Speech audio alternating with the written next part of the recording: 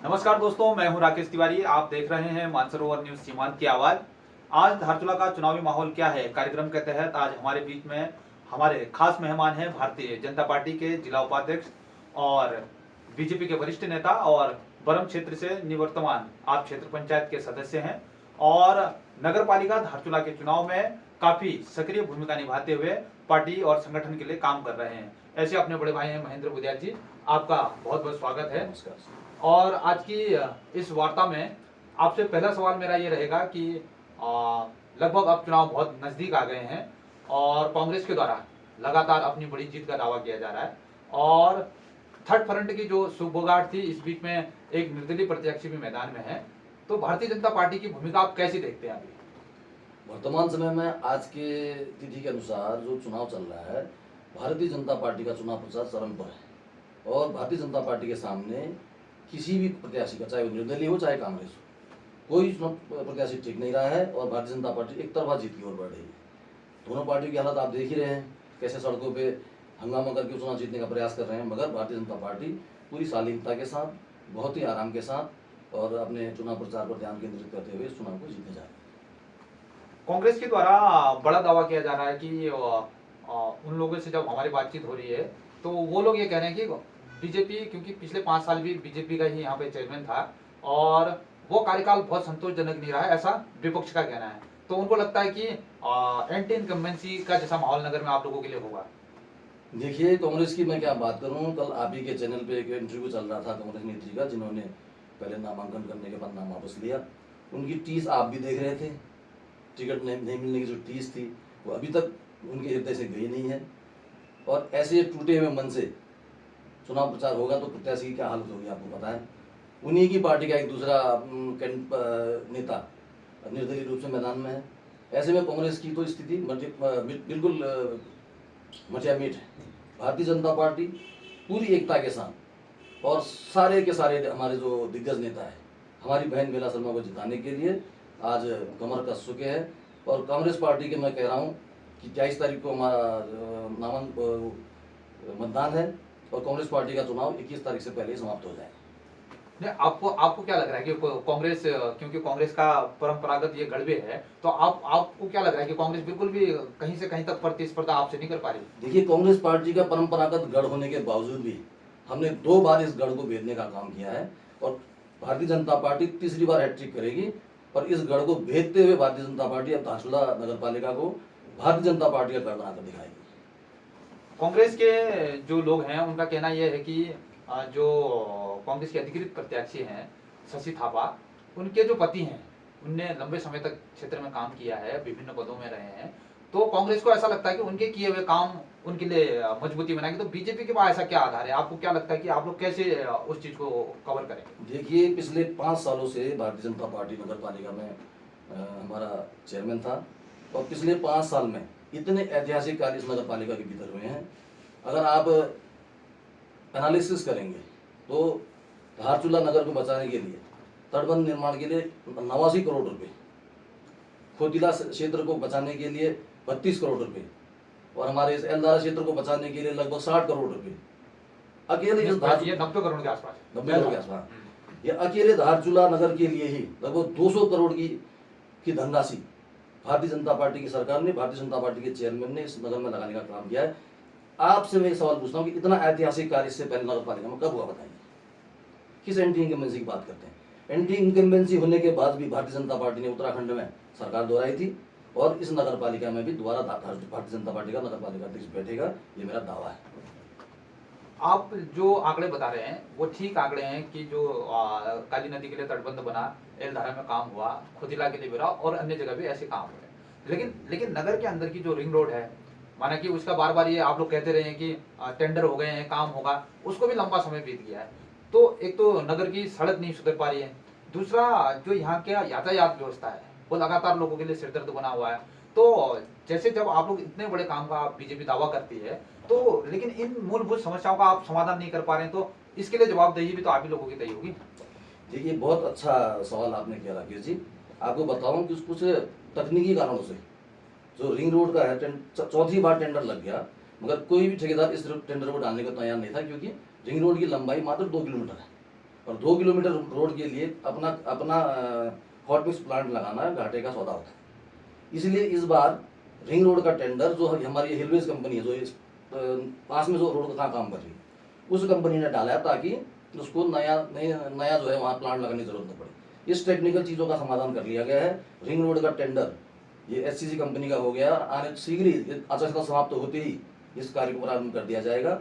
और दूसरा सबसे महत्वपूर्ण प्रश्न जो आपने किया, ट्रैफिक व्यवस्था। देखिए, आपको मैं एक चीज़ बताता हूँ, आप बहुत समय पहले से यहाँ रहे हैं।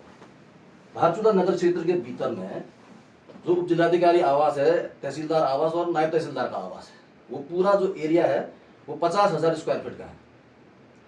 50,000 स्क्वायर फीट मतलब लगभग 1/4 हिस्सा धारचूला का। और उनके जो आवास बने हुए हैं वो मात्र 2,500 स्क्वायर फीट में बने, यानी कि 7,500 स्क्वायर फीट। कुल मिला के 42,000 स्क्वायर फीट की जो जमीन है उस शहर के बीचों बीच रोड से लगी हुई वो बर्बाद हो रही है। हमने माननीय मुख्यमंत्री जी महोदय के सामने भी ये प्रस्ताव रखा कि उप जिलाधिकारी आवास, तहसीलदार और नायब तहसीलदार आवास को प्रथम तल पर अगर शिफ्ट कर दिया जाए, और भूतल पर, जैसे आपने देखा होगा शहरों में बड़े बड़े मॉलों में भूतल पर पार्किंग होती है, अगर उस भूतल पर पार्किंग बनाई जाए और प्रथम तल पर इन आवासों को ले जाया जाए तो सारे धारचूला की ट्रैफिक व्यवस्था का समस्या का समाधान हो जाए।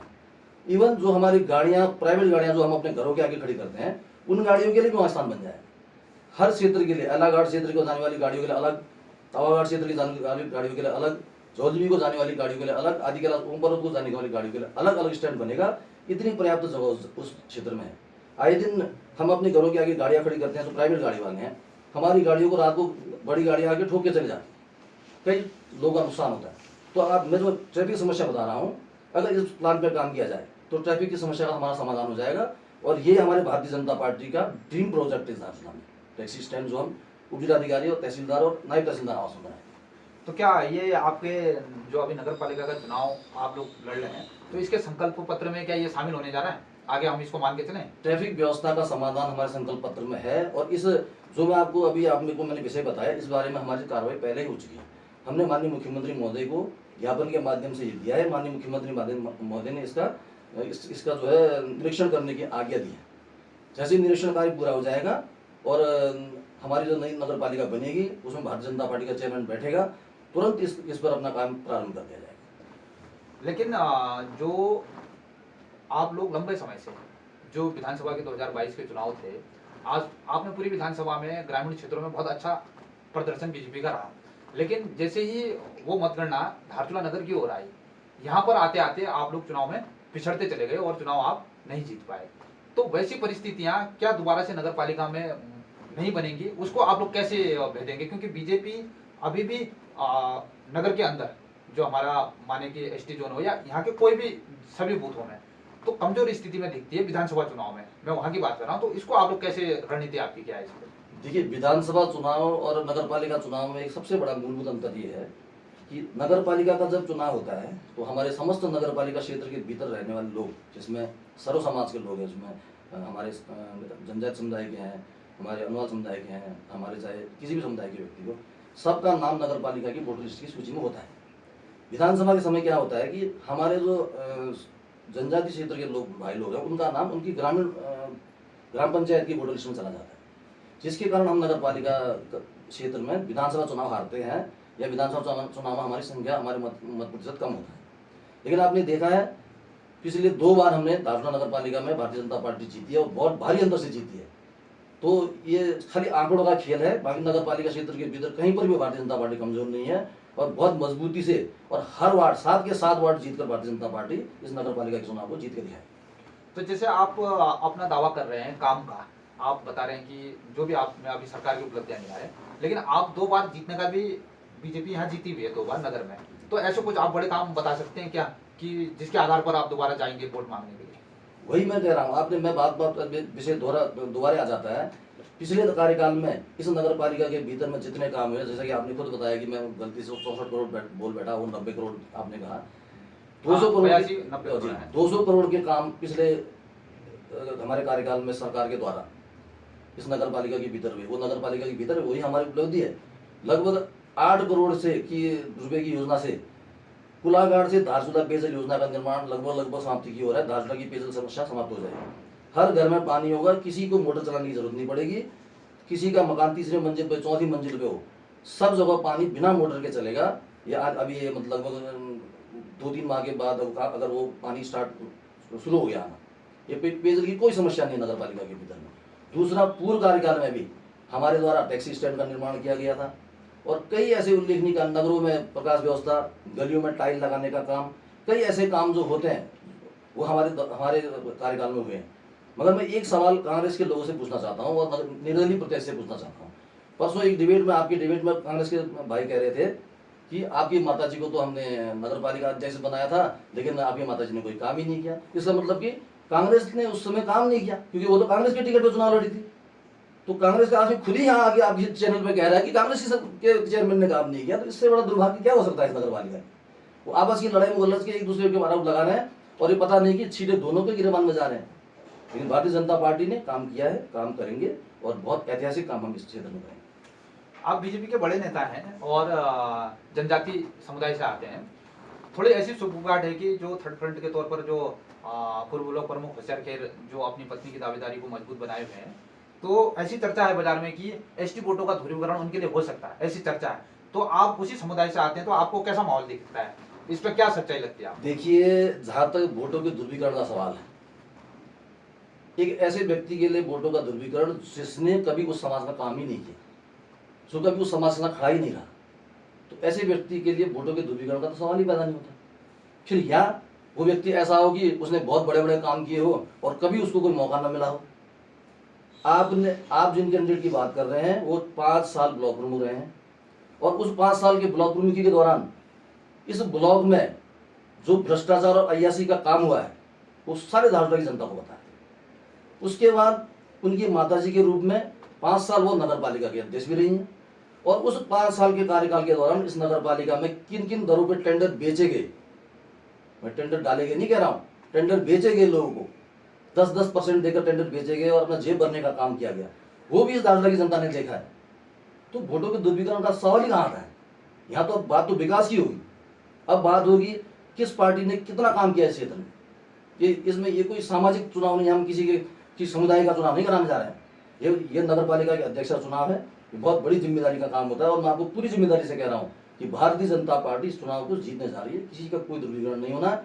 और दोनों कैंडिडेट, मैं कह रहा हूँ आपसे, मैं दोबारा से कह रहा हूँ कि 21 तारीख तक दोनों कैंडिडेट अपना चुनाव प्रचार बंद कर देंगे। ये आप बड़ा दावा कर रहे हैं, लेकिन नगर में अब जो स्थानीय विधायक हैं हरीश धामी भी कल से डेरा यहाँ पे जमाए हुए हैं और वो भी चुनाव प्रचार की कमान संभाल रहे हैं, तो आप क्या कहना चाहेंगे इस पे? देखिए, विधायक जी का तो हम क्या कहें, वो तो अपने खुद के बयान पर ही नहीं टिके रहते। अभी उनका चुनाव, ये 2022 का विधानसभा चुनाव जीतने के बाद का बयान था कि आज के बाद में कभी कांग्रेस के टिकट से चुनाव नहीं लड़ूंगा, और आज कांग्रेस का टिकट बांट रहे। जिस व्यक्ति के लिए वो विधानसभा में बोलते थे, हमने नहीं कहा कभी, जिस व्यक्ति के लिए वो विधानसभा में कहते थे कि ये व्यक्ति तो विदेशी है, इसको तो मैं नेपाल भाग के रहूंगा और इसकी मैं जांच कराऊंगा, उस व्यक्ति को उन्होंने टिकट दिया है। और जिस बेचारी उस बहन के लिए कहते थे कि ये हमारी बहन इतनी बड़ी नेत्री है और पार्टी का इतना बड़ा काम करती है, उस बहन को उन्होंने घर बैठा दिया। अब विधायक जी का क्या कहें? विधायक जी पिछले 15 साल से इस क्षेत्र में विधायक हैं।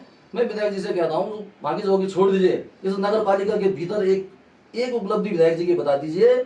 मैं आपको दावा करता हूँ वो एक काम नहीं गिना पाएंगे इस नगर पालिका के अंदर, उनकी किया ही नहीं है कोई काम उन्होंने। विधायक जी की बात का इस नगर पालिका में कोई फर्क नहीं पड़ना है। हाँ, उल्टे नुकसान होगा उनके प्रचार से, क्योंकि उन्होंने वो विगत 15 साल से विधानसभा में काबिज है और क्षेत्र की जनता उनसे नाराज है। आने दीजिए विधायक जी को, देखिए फिर उसके बाद चुनाव का क्या हाल होता है। और कांग्रेस की दृष्टि से मैं और आपसे सवाल पूछना चाह रहा हूँ, आप कांग्रेस की फूट की ओर ज्यादा इशारा कर रहे हैं, जो आप टिकट वितरण कह रहे हैं या जो भी आप बात कर रहे हैं, तो आप क्या कांग्रेस की फूट के भरोसे अपनी जीत को तय मान रहे हैं क्या? देखिए, कांग्रेस की फूट भी उनकी एक कमजोरी है, लेकिन हम चुनाव लड़ रहे हैं अपनी उपलब्धियों जो हमने काम किए हैं, किसी से छिपे नहीं।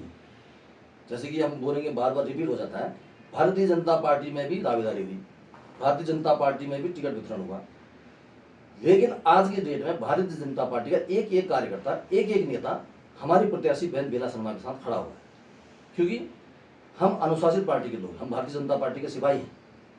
और रही बात फूट की, तो वो देखो, कांग्रेस को तो फूट फूट हो गई ऐसा कहना भी मैं मेरे ख्याल से मैं बहुत ज़्यादा वो नहीं समझता हूँ, क्योंकि आज सुना कि उनके निर्दलीय प्रत्याशी को पार्टी ने निष्कासित कर दिया है।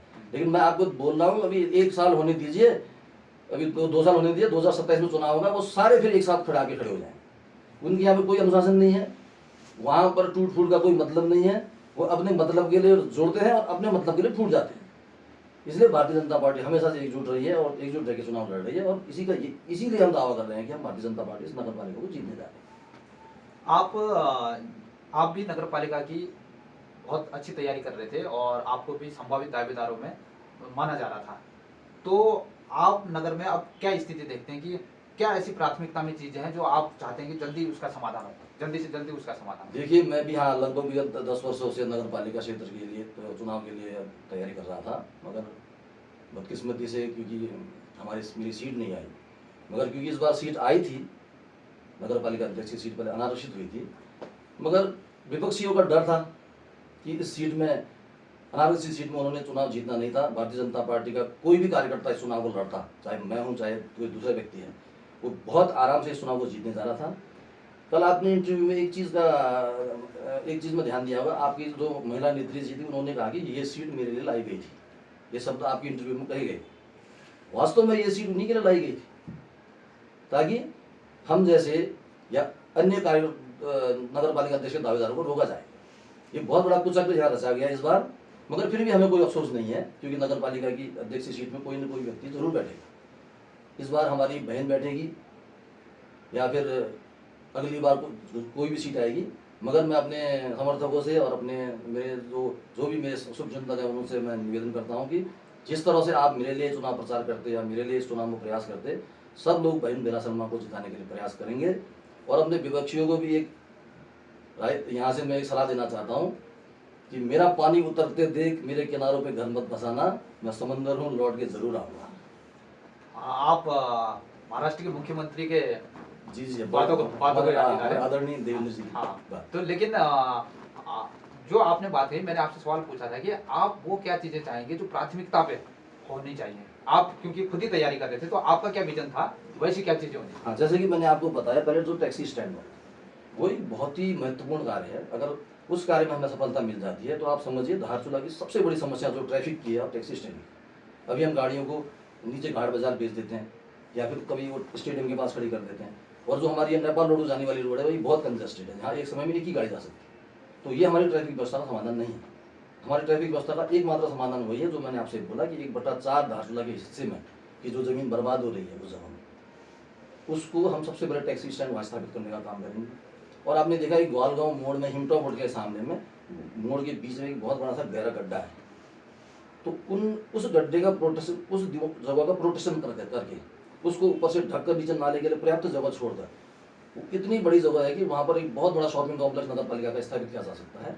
उसके प्रथम तल में हम रैन बसेरे बना करके हमारे स्थानीय युवाओं को रोजगार उसमें उस रैन बसेरे के माध्यम से देंगे।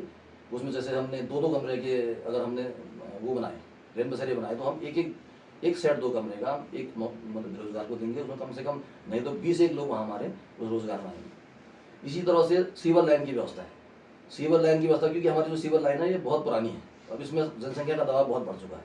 तो इस सीवर लाइन को भी, क्योंकि इसका कई बार एस्टिमेशन हुआ, लेकिन उसके जो सीवर के निस्तारण की जगह उपलब्ध नहीं होने के कारण वो योजना भी धरातल पर नहीं आ पाई। उसके लिए हम नीचे जहाँ हमारा स्टेडियम है उसके पीछे में जगह देखेंगे, उसमें जो उसका जो निस्तारण होगा उस सीवर का, उसके वहाँ उसको स्थापित किया जाएगा। और ग्वालगांव क्षेत्र में जो सबसे बड़ी समस्या है, ग्वालगांव क्षेत्र में जो सीवर की समस्या है, जो अभी हमारी ये एल्दारा की आपदा आई, वो उस जो वहाँ से मकान बने हैं उनके सीवर प्रॉपर व्यवस्था नहीं होने के कारण वो आपदा आई। तो ऐसे करके हमारे पास बहुत बड़ा विजन है इस बार नगर पालिका के लिए, और हम आने वाले कार्यकाल में एक काम को धरातल पर उतारने का काम करें। हाँ, आपने ये भी हमारी वार्ता के दौरान एक बात कही, आपने इशारा किया कि जो सीट बदली गई क्योंकि ये जनरल सीट थी, आपका इशारा कुछ विपक्षी की ओर था, लेकिन आप पहली बार ऐसा हो रहा है कि सत्ताधारी दल के लोग सीट बदलने के लिए विपक्षी की ओर इशारा कर रहे हैं कि उनके द्वारा ये किया गया है। देखिए, इस समय जो सत्ता में भारतीय जनता पार्टी की सरकार है, लेकिन विपक्ष में इतने चापलूस लोग हैं कि सरकार को भी जो है कन्विंस करके सीट बदलने तक का काम कर दे रहे हैं। लगाओ कितना बड़ा इस क्षेत्र में हमारे साथ इतना बड़ा अन्याय हो रहा है। इसमें विपक्षी बने हैं लेकिन है सत्ता पक्ष के पीछे, अपने काम के लिए सत्ता पक्ष के हो जाते हैं। कई मंचों में आपने देखा होगा हमारे विधायक जी को माननीय मुख्यमंत्री जी के सामने कसीदे पढ़े जाते हैं। 3-4 सभाओं में तो नहीं था, लेकिन जब चुनाव आते हैं तो धारचूला के मंच में आके कहते हैं कि उत्तराखंड की सरकार ने कोई काम नहीं किया। तो भाई साहब, उत्तराखंड की सरकार ने कोई काम नहीं किया तो आप देहरादून जाके धरने पे बैठ जाइए ना, सचिवालय में जाके अपने काम क्यों निकालते हैं? अपने काम तो आप करा लेते हैं और कहते हैं कि सरकार काम नहीं करती है। स्थिति ये है आज के हमारे विधायक जी। तो आपके पास से ऐसा लगता है, और जो चर्चा भी है, आम चर्चा है कि जो लोग, कुछ लोग ऐसा कहते हैं कि भाई विधायक जी भी बीजेपी में आ सकते हैं, तो इसको आप लोग कैसे देखते हैं? देखिए, विधायक जी तो जब से हमारे माननीय पुष्कर सिंह धामी जी उपचुनाव लड़ने के लिए सीट वो कर रहे थे, तब से ही बीजेपी में आने की जुगत में लगे हुए हैं। वो तो हमारे भारतीय जनता पार्टी के स्थानीय कार्यकर्ताओं का दबाव है संगठन के ऊपर, और संगठन कार्यकर्ता की बात सुनती है। इस वजह से आज तक विधायक जी की एंट्री भाजपा में नहीं हुई, वरना आप धारचूला में भी एक उपचुनाव देख रहे होते। लेकिन भारतीय जनता पार्टी का एक एक कार्यकर्ता आज भारतीय जनता पार्टी के साथ खड़ा है, और किसी भी गलत निर्णय के विरोध के लिए भी भारतीय जनता पार्टी खड़ी रहती है। हम बहुत ही लोकतांत्रिक तरीके से हमने संगठन के तक अपनी बात रखी है, और आने वाले समय में भी हमारे अनुसार ही कार्य होगा हमारी पार्टी में, आप निश्चिंत रहिए। आपने अभी तक बेबाकी से अपनी बात रखी है, लेकिन क्या भारतीय जनता पार्टी के अंदर सब कुछ ठीक है? चुनाव, जो नगर पालिका का चुनाव है, क्योंकि आप तो अपनी पार्टी की तो अच्छी बात स्वाभाविक तौर पे करेंगे क्योंकि आप संगठन के पदाधिकारी भी हैं, लेकिन जब आप कांग्रेस में फूट की बात करते हैं तो क्या ये संभावना आपको बीजेपी में नहीं नजर आती? देखिए, भारतीय जनता पार्टी का लगभग हमने ये 9 तारीख से हमने अपना चुनाव अभियान शुरू किया है, और भारतीय जनता पार्टी का एक एक कार्यकर्ता और नेता पूरे लगन और मेहनत के साथ बहन बेला शर्मा जी के साथ खड़े हैं, आ रहे। हम देख रहे हैं चुनाव में अगर ऐसी स्थिति होती तो हम उनको भी मना लेते, लेकिन ऐसी नौबत ही नहीं आई कि भारतीय जनता पार्टी किसी का मान मनोबल करने जाने की जरूरत पड़े। भारतीय जनता पार्टी अनुशासित पार्टी है, हम लोग दावेदारी करते जरूर हैं, पूरा प्रयास करते हैं टिकट लाने की, लेकिन हमारे यहाँ पर जो भारतीय जनता पार्टी के अंदर एक हमारा सिद्धांत है, निर्णय तक दावेदारी, निर्णय के बाद पहरेदारी। जब निर्णय हो गया एक के पक्ष में तो भारतीय जनता पार्टी उस निर्णय की पहरेदारी करती है, जैसा कि वर्तमान समय में हम कर रहे हैं। हाँ, एक व्यक्तिगत सवाल आपसे पूछना चाहता हूँ मैं कि चुनावों की पूरी तैयारी आपने की और पूरी ताकत आप भी लगा रहे थे, तो कहीं मन में एक टीस तो रही होगी कि पूरी तैयारी के बाद अचानक सीट बदल गई जिसकी कल्पना नहीं थी, कुछ टीस तो जरूर रही होगी आपको? देखिए, वो टीस नहीं होती है, ऐसा होता है कि इच्छा आती है हर व्यक्ति, क्योंकि हम राजनीति के क्षेत्र में है तो चुनाव लड़ाएंगे, हमारी राजनीति में इच्छा होती है चुनाव लड़ने की हर व्यक्ति की। तो एक इच्छा थी मन में चुनाव लड़ने की, और अगर सीट आती तो बहुत मजबूती से लड़ते भी, लेकिन नहीं आई तो इसका मतलब ये, हम तो राजनीतिक व्यक्ति, हमने आजीवन राजनीति क्षेत्र में रहना है, सामाजिक कार्य करना है। हमने पूरे पिछले 20-22 सालों से, जब से हमने विद्यालय कॉलेज छोड़ा है, हम राजनीति के क्षेत्र में ही हैं और सामाजिक क्षेत्र में ही। और देखिए, हर जाति वर्ग का काम हमने किया है।